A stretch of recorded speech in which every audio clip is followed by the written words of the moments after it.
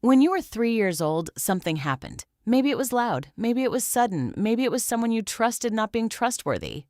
Your brain recorded it, not as a memory you can talk about. Your 3-year-old brain didn't have language yet, but it recorded it as a physical blueprint in your nervous system. And now, 30 years later, you're in a relationship with someone who loves you, and you still can't believe it. Your brain won't let you. But understanding doesn't help. Not because you're weak, not because you're broken. It's because you're trying to solve a neurological problem with rational thinking.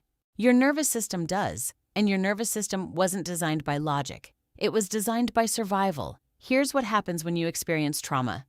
In that moment of danger, 3 things occur in your brain simultaneously. First, your amygdala, the alarm system, floods your body with stress hormones. Second, your hippocampus, the part that files memories into the past, essentially goes offline. This is why trauma survivors often can't remember exactly what happened.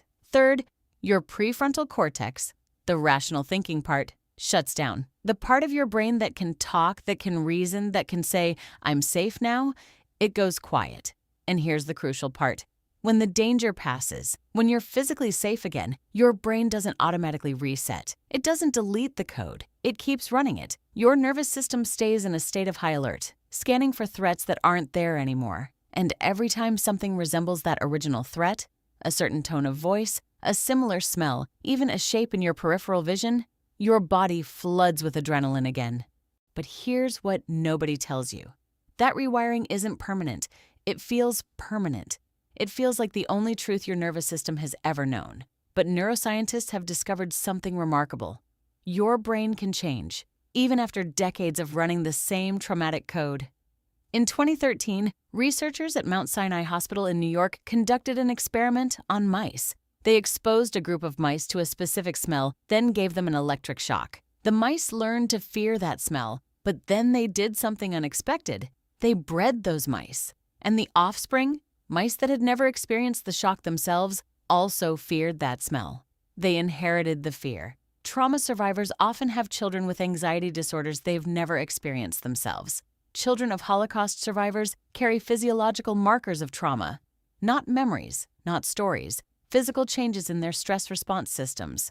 This isn't metaphorical. It's biological. Your grandfather's war might be living in your nervous system right now. Your mother's abandonment might be encoded in your DNA. And you might think you're broken, when actually, you're just carrying their code. So, here's the question. If trauma rewires your brain, if it passes down through generations, if your nervous system is running code you didn't write, can you actually change? The answer is yes, but not the way you might think. You can't think your way out of it. Trauma is stored in your body, in your nervous system. Somatic therapy works by reconnecting you with your body. EMDR, eye movement desensitization and reprocessing, does something similar. You recall the traumatic memory while your eyes follow a moving object. This mimics what happens in REM sleep, the state where your brain naturally processes difficult memories. Your brain gets real-time feedback about its own activity. It learns to regulate itself, to choose calm instead of panic. And here's the neurological truth. Every time you do this, every time you feel safe while remembering the threat, you're literally rewiring your brain. New neural pathways form. The old trauma circuits get pruned back, not erased.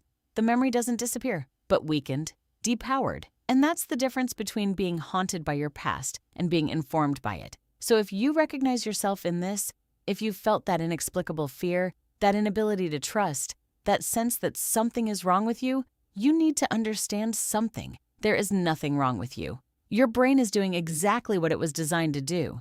It learned to protect you in a world that wasn't safe. Remember that person in a relationship unable to believe they're loved? That's not broken attachment. That's a nervous system running old code. And code can be rewritten. You don't have to carry your past forever. Your future isn't locked in by what happened to you. It's locked in by the choices you make about how to heal.